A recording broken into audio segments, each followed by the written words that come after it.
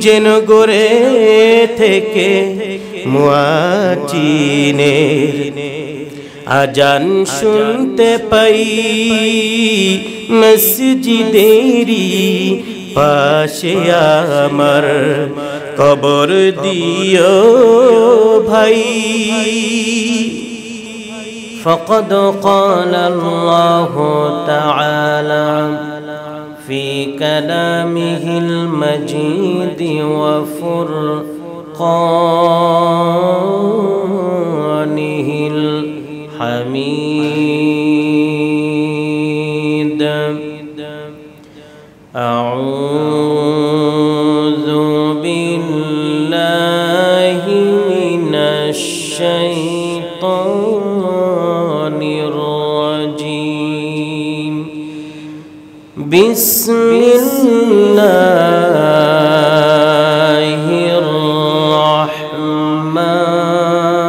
الرحمن الرحيم إن هذا القرآن يهدي للتي هي أقوم ويبشر المؤمنين الذين يعملون الصالحات أن لهم أجرا كبيرا صدق الله العظيم اللهم صل على محمد وعلى آل محمد كما صليت على إبراهيم وعلى آل إبراهيم إنك حميد مجيد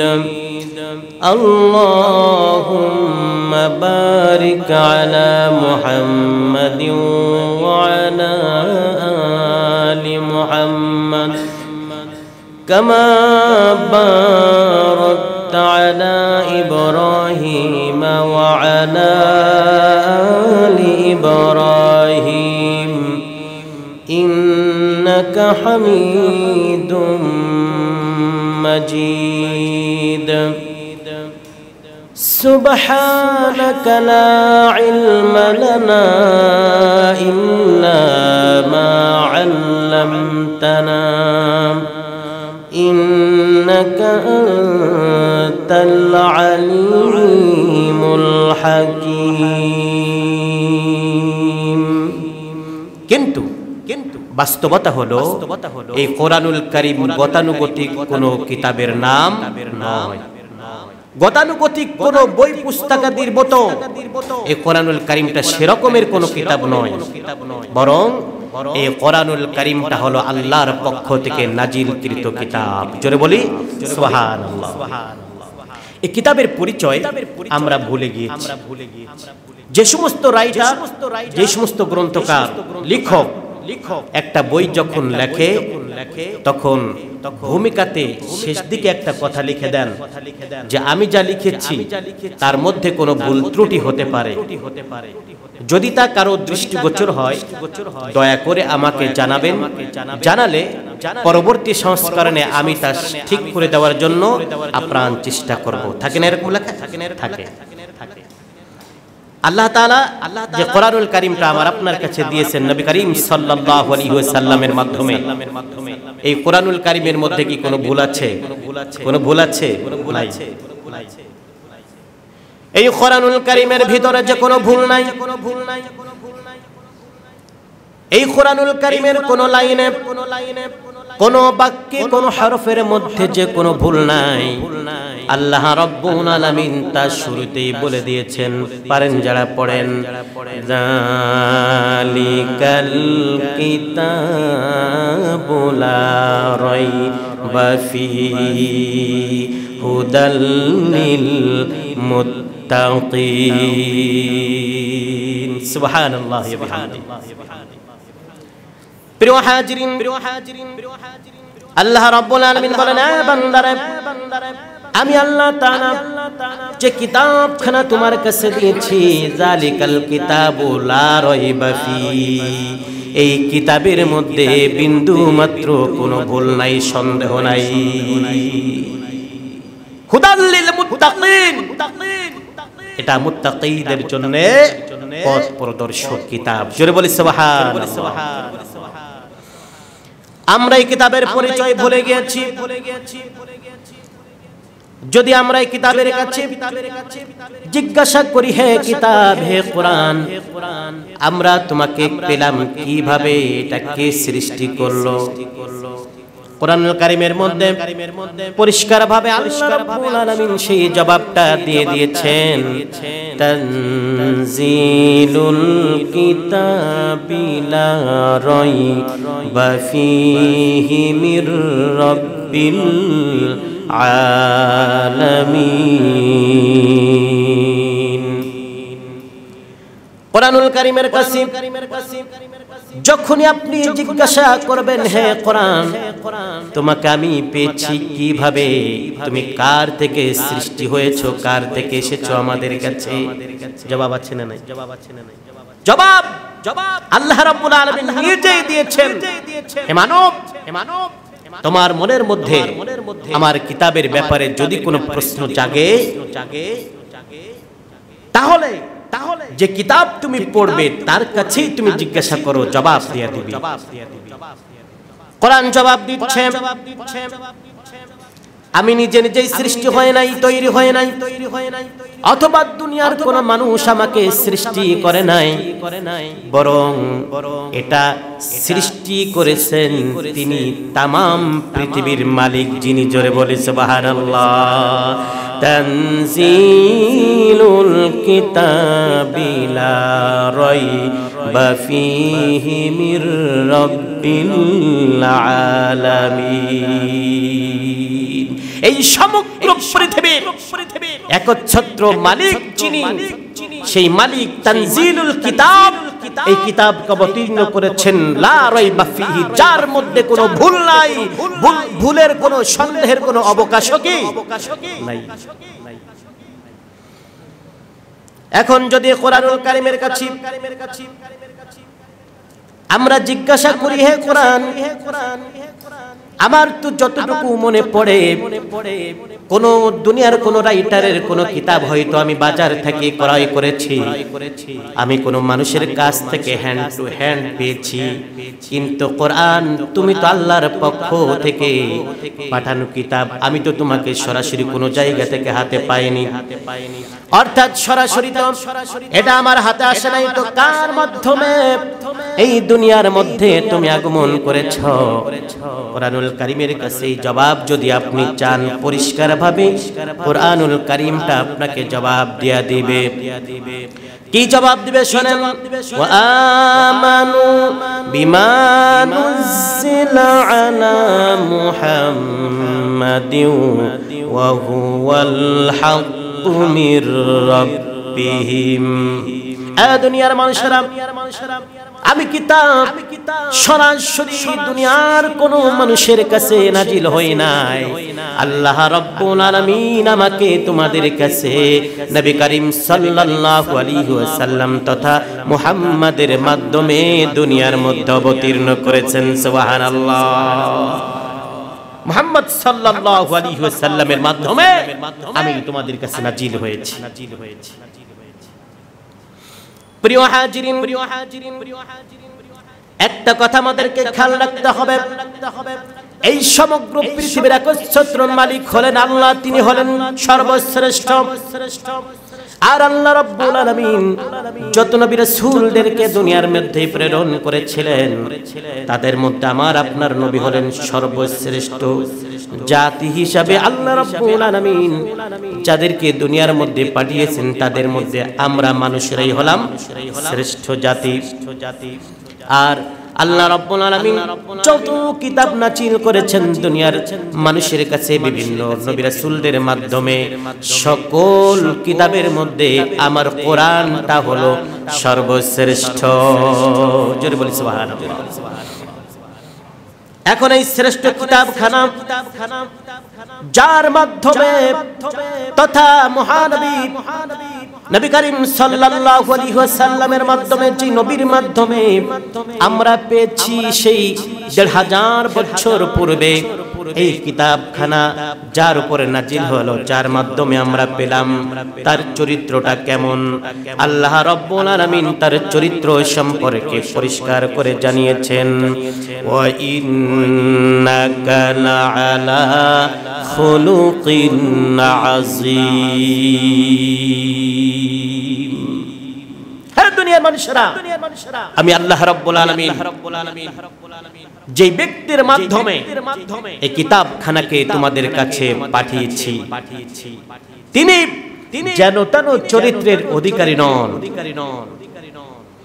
আজকের এই দুনিয়াতে আমরা যত ভালো চরিত্রের মানুষ দেখতে পাই, রূপ লাবণ্যে অথবা সৌন্দর্যে, যে দিক থেকে আমরা যাকে যেরকমই দেখি না কেন, উপর দিক থেকে দেখি আর এক রকমের, আর ভিতর দিক থেকে অনেক সময় প্রকাশ পাই আর এক রকমের। ঠিক কিনা বলুন? কারণ আমি একজন সাধারণ মানুষ হয়ে আপনার চরিত্রের গোপন খবরটুকু আমার কাছে জানা নাই। আপনি আমার ব্যাপারে বলতে পারবেন ততটুকু, দেখেছেন আপনি কি যতটুকু। আজকে আমার সুন্দর একটা টুপি পরা আছে, পাঞ্জাবি পরা আছে, কোটি পরা আছে, কোরআনুল কারীমের তথ্যগুলো আপনাদের সামনে যথাযথভাবে কিছুটা দেওয়ার চেষ্টা করছি। অনেকের দৃষ্টিতে আমাকে পরিপূর্ণ সুন্দর একজন মানুষ মনে হলেও আমি অতটা ভালো নাও হতে পারি। হতে পারে এমন আমার জীবনের মধ্যে, আমার আমলের মধ্যে এমন কালিমা রয়েছে যেটা খুবই দুর্ভাগ্যজনক, অথচ আপনি আমাকে মনে করছেন বড় হুজুর, খতিব সাহেব, বড় ধরনের কিছু একটা মনে করছেন। এ কারণেই মনে করছেন আপনি আমার গোপন কোনো খবর জানেন না। এখন আপনারা বলুন তো, আল্লাহ পাক রব্বুল আলামিন আমার মনের খবর জানেন কি জানেন না? শুধু জানেন না, তিনি একেবারে যা আমি কল্পনা করব তাও তিনি জানেন। কিন্তু দুনিয়ার মানুষ আমার মনের খবর, কল্পনার খবরগুলো কি জানেন না। আল্লাহ রাব্বুল আলামিন সবই জানেন, সকলের খবর জানেন। প্রকাশ্যে অপ্রকাশ্যে মানুষ যা কিছু ঘটায়, যা কিছু কল্পনা করে, সব কিছুই তিনি জানেন। যেমনি ভাবে আমার খবর জানেন, তেমনি ভাবে আরেকজন মানুষের খবর আল্লাহ পাক রব্বুল আলামিন জানেন। তেমনি ভাবে আমার আপনার নবী করিম সাল্লাল্লাহু আলাইহি ওয়াসাল্লামের জীবনের খবরও আমার আল্লাহ পাক রব্বুল আলামিন জানেন কিনা বলুন? পরিষ্কার করে জানেন যে আল্লাহ পাক রব্বুল আলামিন রাতের খবর জানেন, দিনের খবর জানেন। যে আল্লাহ পাক রব্বুল আলামিন গোপন খবর জানেন, প্রকাশ্য খবর জানেন। ওই আল্লাহ পাক রব্বুল আলামিন বলেন, আমি যে কিতাবখানা যে ব্যক্তির উপরে নাজিল করেছি তার চরিত্র যেন তেন চরিত্র নয়, এমন চরিত্র। ওয়া ইন্নাকা লাআলা খুলুকিন আযীম। মাঝে মধ্যে এই আযীম শব্দ যখন কোরআনুল কারীম থেকে আমাদের সামনে আসে, এই ব্যাখ্যাটাই আমি দিয়ে থাকি। আযীম শব্দ ব্যবহার করা হয় এমন ক্ষেত্রে যার দৈর্ঘ্য, প্রশস্ততা, উচ্চতা, গভীরতা মাপা যায় না, মাপার কোনো যন্ত্র আবিষ্কার হয় না। এমন ক্ষেত্রে আল্লাহ রাব্বুল আলামিন আযীম শব্দের ব্যবহার করেছেন। ঠিক তেমনি করে নবী করিম সাল্লাল্লাহু আলাইহি ওয়াসাল্লামের চরিত্রের ব্যাপারেও তিনি আজিম শব্দ ব্যবহার করেছেন, অর্থাৎ যার চরিত্রে সৌন্দর্য, যার চরিত্রের প্রশংসা এই জগৎবাসী করে কোনোদিন শেষ করতে পারবে না, এমন সুন্দর চরিত্রের অধিকারী আমার নবী, আমার হাবিব মুহাম্মদ সাল্লাল্লাহু আলাইহি ওয়াসাল্লাম ছিলেন। জোরে বলেন সুবহানাল্লাহ। আল্লাহ তাআলা তাই বলেছেন, আমি এই কিতাবখানা এমন সুন্দর চরিত্রওয়ালা একজন নবীর মাধ্যমে তোমাদের কাছে পাঠিয়েছি। এবার যদি আমি আপনি কোরআনুল কারীমের কাছে জিজ্ঞাসা করি, হে কোরআন, আমি তো তোমাকে পেয়েছি কিন্তু পড়তে তো পারলাম না। পারি? সবাই পড়তে পারি? পারি না। দুর্ভাগ্যের ব্যাপার। তুমি তো অনেক বেশি জটিল আর কঠিন, তোমাকে পড়া আমি অনেক বেশি কঠিন মনে করি। বলো তো তুমি আসলে কঠিন কিনা? যদি আপনাদের কাছে বলি যে কোরআনুল কারীমটা আসলে কঠিন নাকি, আপনারা বলবেন না হুজুর কঠিন না। তবে পড়েন না কেন, পারেন না কেন? বাস্তবতা হলো যে আসলে কঠিন মনে করে আমি পড়ি না। আল্লাহ রাব্বুল আলামিন এই কোরআনুল কারীমের ব্যাপারে জবাব দিয়েছেন, দুনিয়ার মানুষেরা শোনো, আমি যে কিতাবখানা তোমাদের কাছে দিয়েছি সেই কিতাবখানা কেমন, সহজ নাকি কঠিন, আমি আল্লাহ পাক রব্বুল আলামিন জানিয়ে দিলাম। শোনো, কুরআনান আরাবিয়ান গায়রা যী ইওয়াজিন লাআল্লাহুম ইয়াত্তাকুন। আল্লাহ রাব্বুল আলামিন বলেন, কুরআনান আরাবিয়া, এ দুনিয়ার মানুষেরা আমি আরবি ভাষায় যে কোরআনুল কারীমটা নাজিল করেছি তোমাদের কাছে, এই কোরআনুল কারীমের মধ্যে কোনো জটিলতা আর কঠিন কোনো অবস্থা নাই। বলি সুবহানাল্লাহ। আল্লাহ রাব্বুল আলামিন বলেছেন, ওয়ালাকাদ ইয়াসসারনাল কুরআনা লিযিকর ফাহাল মিন মুদ্দাকির।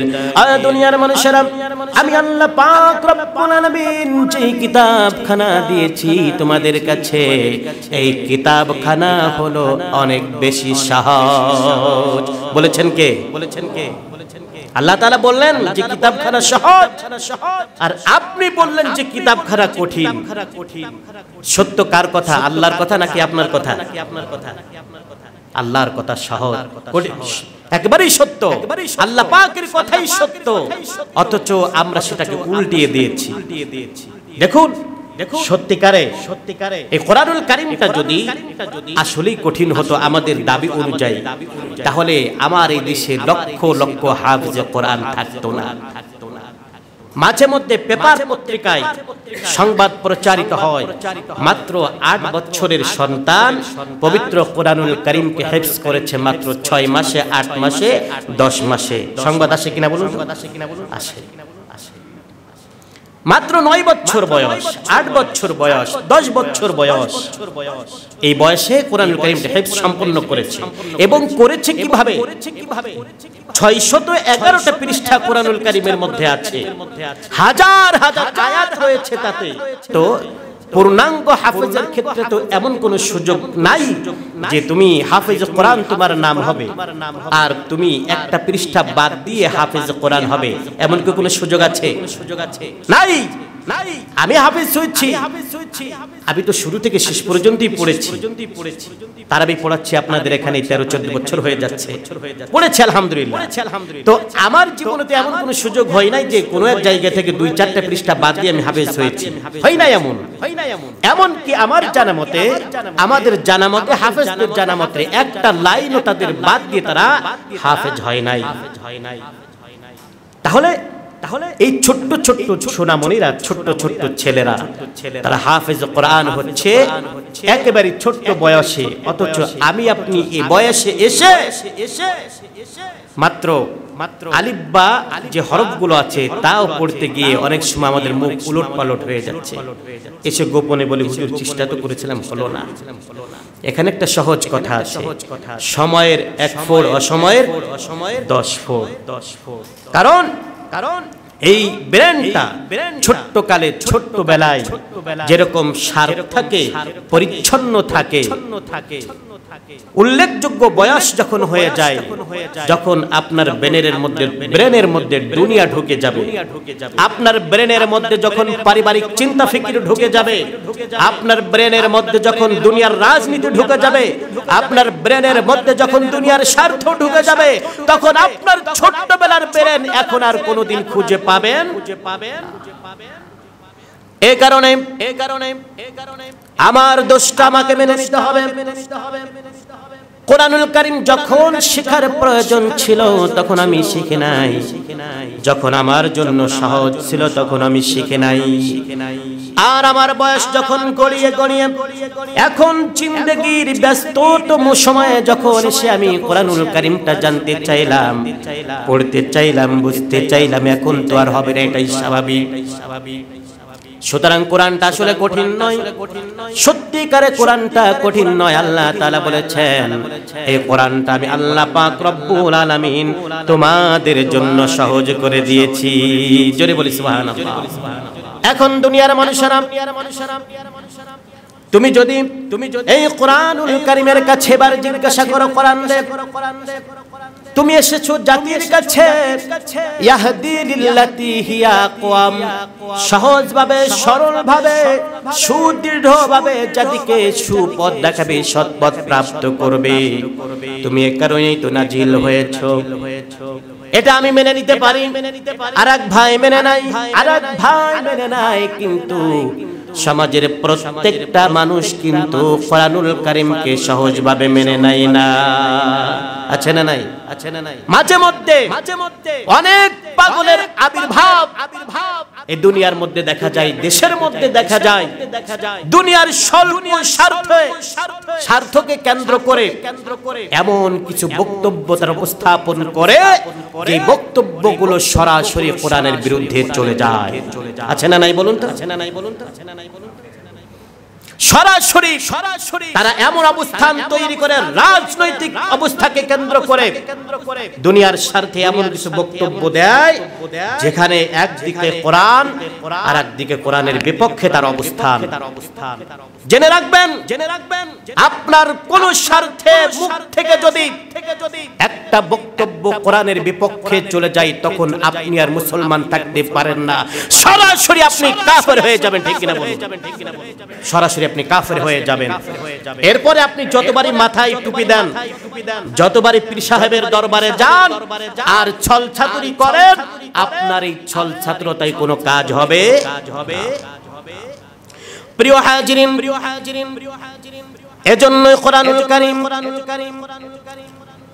এর ভিতরে আবার যখন আপনি তার মাধ্যমে প্রশ্ন করবেন কোরআন, এভাবে যারা দুনিয়াকে কেন্দ্র করে, দুনিয়ার ছলছাতুরতার কারণে, দুনিয়ার স্বার্থে এবার যারা তোমার বিধানকে নিয়ে সন্দেহ পোষণ করে, তোমাকে নিয়ে সন্দেহ পোষণ করে, তাদের ব্যাপারে কি তোমার কাছে কোনো জবাব আছে নাকি?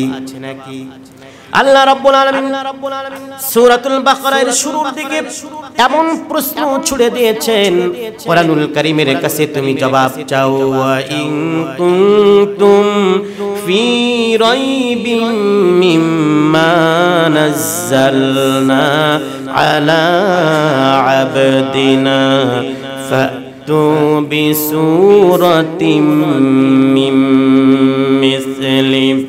ও কোরআন, তোমার বিধানকে নিয়ে, তোমাকে নিয়ে যারা সন্দেহ পোষণ করে, তাদের ব্যাপারে তোমার মধ্যে কি কোনো বক্তব্য আছে নাকি? কোরআনুল কারীমটা পরিষ্কার করে জবাব দিয়ে দেয়। আল্লাহ তাআলা জানিয়েছেন, আমার কোরআন তাদের কাছে চ্যালেঞ্জ ছুড়ে দেয়, ওয়াদউ শুহাদাকুম মিন দুনিল্লাহ। ও দুনিয়ার সন্দেহকারীরা, যারা আমি কোরআনকে নিয়ে সন্দেহ পোষণ করো, আল্লাহর এই কোরআনকে নিয়ে যারা সন্দেহ পোষণ করো, তাদের কাছে চ্যালেঞ্জ ছুড়ে দেয়া হলো, ফাতু বিআশরি সুওয়ারিম মিসলিহি। এই কোরআনুল কারীমের ভিতরে যে সূরাগুলো আছে, কতগুলো সূরা আছে? 114টা। এই কোরআনুল কারীমের ভিতরে যে 114টা সূরা আছে, এই 114টা সূরার দরকার নাই।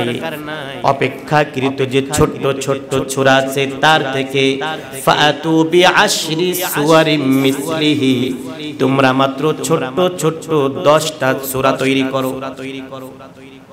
এবার আল্লাহ তাআলা বলেন, শোনো দুনিয়ার মানুষেরা, ছোট্ট ছোট্ট 10টা সূরার দরকার নাই, তা তোমরা পারবে না। ফাতু বিসূরাতিন মিন মিসলিহি, মাত্র একটা সূরা বানিয়ে দেখাও। পারা যাবে? পারা যাবে? কাফের আর বেঈমানেরা কোনদিন কশিন কাল কিয়ামত পর্যন্ত 10টা নয় বরং একটা সূরাও তৈরি করতে পারবে। ইতিহাসে পাওয়া যায় তৎকালীন জামানার কাফেরা বেঈমানেরা তারা যখন তাদের কাছে যখন এই চ্যালেঞ্জ ছুড়ে দেওয়া হলো নবী করিম সাল্লাল্লাহু আলাইহি সাল্লামের মাধ্যমে, ওরা দৌড়ে চলে গেল তৎকালীন সময়ের তাদের বড় একজন কবি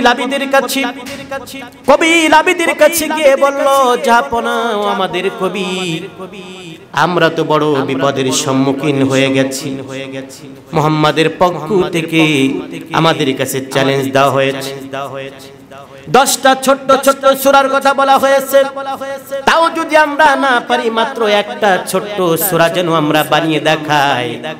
ও আমাদের কবি লাবিদরে, তা যদি আমরা না পারি আমরা তো মক্কা ভূমিতে আর আমাদের মুখ দেখাতে পারবো না। সুতরাং তোমার কাছে আমাদের বড় দাবি, তোমার যতই কষ্ট হোক না কেন আমাদের কবি দয়া করে একটা সূরা অন্তত বানিয়ে দেখাও। কবি লাবিদ এবার চেষ্টা করে পর্যায়ে কবি লাবিদ বানাতে পেরেছে কিছু শব্দ, কিন্তু সেই শব্দগুলো কি শোনেন, সেই শব্দগুলোর প্রমাণ ইতিহাসে পাওয়া যায়।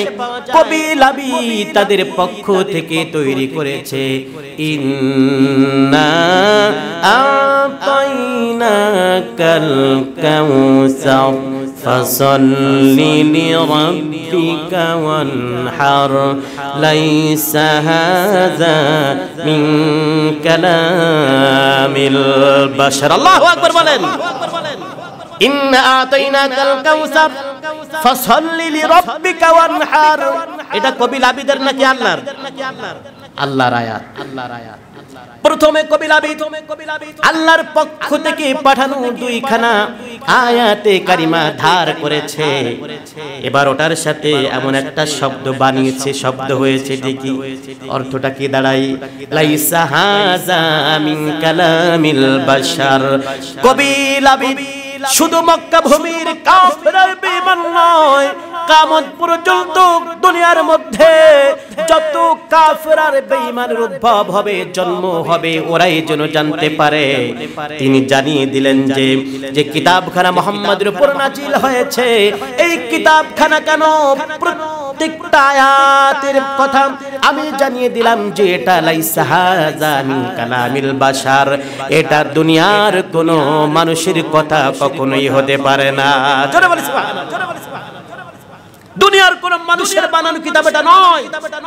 সুতরাং আমি কবি লাবিদ কেন আবার 14 গোষ্ঠীকেও যদি একত্রিত করা হয়, আল্লাহর কালামের বিপক্ষে কোন কিতাব নাজিল করা সম্ভব? এই কিতাবটা ছিল এমন এক চমকপ্রদ কিতাব, যেই কিতাবের কাছে মানুষ যখনই সত্যিকার এসেছে, কিতাব সম্পর্কে যখন অনুধাবন করার জন্য চেষ্টা করেছে, তখন একজন জিরোর অবস্থান থেকে একজন মানুষ জিরোর অবস্থানে যারা ছিল তারা হিরো হয়েছে, আর কোরআনুল কারীমটাকে যারা মেনে নেয় নাই তারা হিরো ছিল, কালক্রমে তারা জিরোর অবস্থানে গিয়েছে। অনেক ইতিহাস আমাদের সামনে আছে। আমরা জানি তামাম পৃথিবীর ভেতরে যত মানুষ ছিল ইসলামের বিরুদ্ধাচরণ যারা করেছে, যত বড় শত্রু ছিল, হযরতে ওমরের মতো বড় শত্রু, কোরআনের শত্রু আর কেউ ছিল? ইসলামের দাবি অনুযায়ী তিনি ছিলেন তখন একেবারে জিরোর অবস্থানে। কেমন জিরোর অবস্থানে তিনি ছিলেন? মুহাম্মদ সাল্লাল্লাহু আলাইহি ওয়াসাল্লামকে কোরআনুল কারীমের তেলাওয়াতের ক্ষেত্রে, নামাজের ক্ষেত্রে, সর্বক্ষেত্রে যারা যত বাধা দিয়েছে, প্রাথমিক সময় প্রথম যুগে হযরতে ওমরের মতো বড় ধরনের বাধা আর কেহ দিতে পারে নাই। নবীজি আমার কাবা শরীফের নামাজ পড়তে গিয়েছেন আর হযরত ওমর বারবার বাধা দিয়েছেন। এমনটি হয়েছে ইতিহাস সাক্ষী দেয়। আল্লাহর নবী নামাজের মধ্যে কোরআনুল কারীম যখন তেলাওয়াত করেছেন, তখন আল্লাহর নবীর তেলাওয়াতকৃত আয়াত যখনই ওমর শুনেছেন, তখন তিনি সেটা আল্লাহর কিতাব হিসাবে মানতে রাজি হন নাই, বরং আমার আপনার নবীকে তিনি তখন কবি বলে সম্বোধন করেছেন। নাউজুবিল্লাহ। কবি বলেছেন যে মুহাম্মদ সাল্লাল্লাহু আলাইহি ওয়াসাল্লাম যে কিতাব পড়ে, কিতাবের নামে যা পড়ে, এটা তো সাধারণ কোনো কিতাব নাই। মুহাম্মদ তো সাধারণ কোনো মানুষ নয়, বরং মুহাম্মদ একজন কবি। কবি যদি না হবে তাহলে এমন করে সুন্দর করে মিলিয়ে কেমন করে তা পড়ে। আসলে নবী করিম সাল্লাল্লাহু আলাইহি সাল্লাম বিশ্ব নবী, তিনি কি কবি ছিলেন? কথা বলেন না কেন? কবি ছিলেন। আর আমার আপনার যে কিতাব, এটা কি কোনো কবিতার কিতাব? না। আসলে একজন নবীর জন্য কবি হওয়া কোনো অবস্থাতেই শোভনীয় নয়। কারণ হলো যে কবি যারা হন তারা আবেগপ্রবণ হন। তারা কি হন বলুন তো? আবেগপ্রবণ হন। আবেগের উচ্ছ্বাসে কবিরা এমন কিছু লেখেন যেখানে বাস্তবতার সাথে কোনো মিল থাকে না। আমাদের জাতীয় কবি নাম কি ছিল? কাজী নজরুল ইসলাম। তিনি একজন বড় মাপের কবি ছিলেন। যখন এই মুসলিম বিশ্বে মুসলমানদের পক্ষে কলম ধরার কেউ ছিল না, তখন তিনি মুসলমানদের পক্ষে কলম ধরে এই জাতির মুখকে বড় করেছেন। ঠিক কিনা বলুন? তার অনেক লেখা আছে। বিদ্রোহের যে লেখাগুলো, বিদ্রোহী কবি হিসাবে তিনি যে লেখাগুলো লিখেছেন, প্রত্যেকটা লাইন এত সুন্দর। ইসলামের পক্ষে যা তিনি লিখে গিয়েছেন, আপনার পড়লে ইসলামের প্রতি মনটা ধাবিত হয়ে যাবে।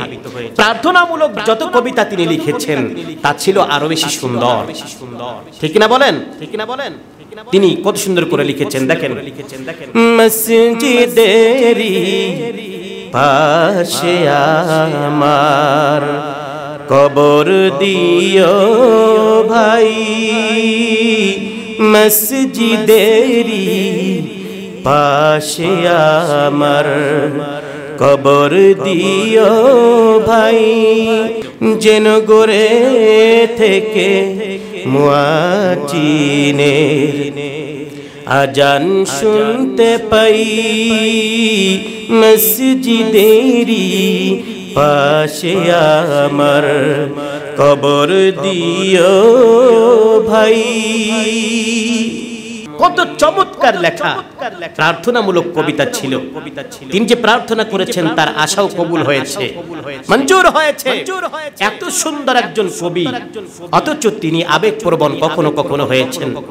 তিনি এমনও লেখা লিখেছেন যে আমি যাকে ভালোবাসি তার ব্যাপারে লিখছেন, হে রানী মোর প্রিয়া হবে, আসো তুমি আমার কাছে, তোমার চুলে দিব আমি তারার ফুল, তোমার খোপায় দিব কি তারার ফুল। আচ্ছা বলুন, উনি যদি সত্যিকারে ওনার প্রিয়তমাকে কাছে পেতেন, তাহলে আকাশের ওই তারাগুলোকে খসিয়ে অথবা ছিঁড়ে এনে কখনো কি কোনো মানুষের খোপায় কি তিনি পরাতে পারতেন? না। অর্থাৎ উনি ভালোবাসার যে অবস্থান, ভালোবাসার যে গভীরতা, এটাকে বুঝাতে গিয়ে এমন কথা তিনি লিখেছেন যেখানে বাস্তবতার সাথে কোনো মিল নাই। অর্থাৎ আল্লাহ পাক রব্বুল আলামিন বলেছেন, আমার নবীর ক্ষেত্রে বলেছে, ওয়ামা হুয়া বিকাউলি শাইরিন কালিলাম মা তুমিনুন। ওমর যখন আমার নবীকে কবি বলেছে, আসলে একজন নবী কোন অবস্থাতে কবি হতে পারে না। তার কারণ হলো নবী যখন কবি হবে, নবী যদি কবি হয়, দুনিয়ার মানুষগুলোকে আহ্বান করতে গিয়ে মাঝে মধ্যে আবেগপ্রবণ হয়ে যেতে পারেন, আহ্বানের ক্ষেত্রে তার ভুল হয়ে যেতে পারে। বাস্তবিক পক্ষে আমি আল্লাহর বিধানের সাথে কখনো কখনো মত পার্থক্যের সৃষ্টি হতে পারে। সুতরাং ওমর যে আমার নবীকে কবি বলেছে, এই দাবি কোনো অবস্থাতেই সত্য নয়। এইভাবে নবী তিলাওয়াত করেন, আর হযরত ওমর একটার পরে একটা কথা তিনি বলতেই আছেন। এক পর্যায়ে নবী করিম সাল্লাল্লাহু আলাইহি ওয়াসাল্লাম হযরত ওমরকে যেন জানিয়ে দিলেন, আল্লাহর পক্ষ থেকে জানিয়ে দিলেন, ওমর রে, তুমি আমাকে এতক্ষণ পর্যন্ত কোরআনকে কেন্দ্র করে যা কিছু বলতেছো, তোমার একটা দাবিও সত্য নয়, একটা দাবিও সত্য নয়, বরং আমি যা তিলাওয়াত করেছি এটা আমার বানানো নয়। তানজিলুম মির রাব্বিল আলামিন।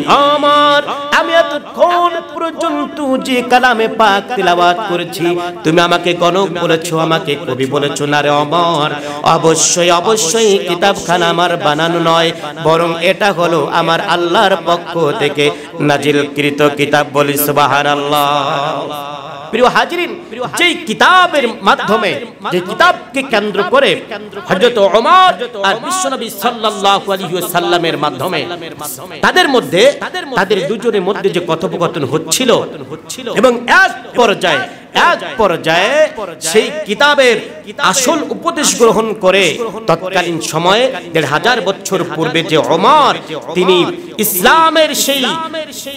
ইসলামের সেই বিধানকে মেনে নিয়ে তিনি যে সুন্দর পথে এগিয়ে এসেছিলেন, সেই কোরআনুল কারীমটা আজও আমাদের ঘরের মধ্যে আছে না নাই?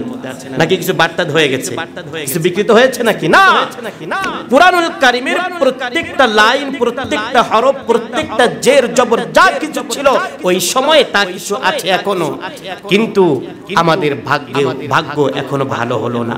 তার কারণ হলো কোরআনুল কারীমটা আমার ঘরে আছে ঠিকই, কিন্তু কোরআনুল কারীমের যে দাবি, কোরআনুল কারীমের যে সবাব, কোরআনুল কারীমের যে উপদেশ, এই উপদেশ কিন্তু আমরা আন্তরিকভাবে গ্রহণ করছি না, যার কারণে এই কোরআনুল কারীম আমাদেরকে কোনো উপকার দিচ্ছে না। প্রিয় হাজিরিন, সময় একেবারেই হাতে আর নেই। সর্বশেষ বলতে চাই, এই কোরআনুল কারীম আমাদের সকলেরই হাতে, আমাদের সকলেরই ঘরে আছে, আমাদের সকলেরই কাছে আছে। আজও যদি আমরা এই কোরআনুল কারীমটা থেকে সত্যিকারে উপদেশ গ্রহণ করার চেষ্টা করি, কোরআনুল কারীম এখনো আপনাকে উপকৃত করবে, এখনো আমাকে উপকৃত করবে।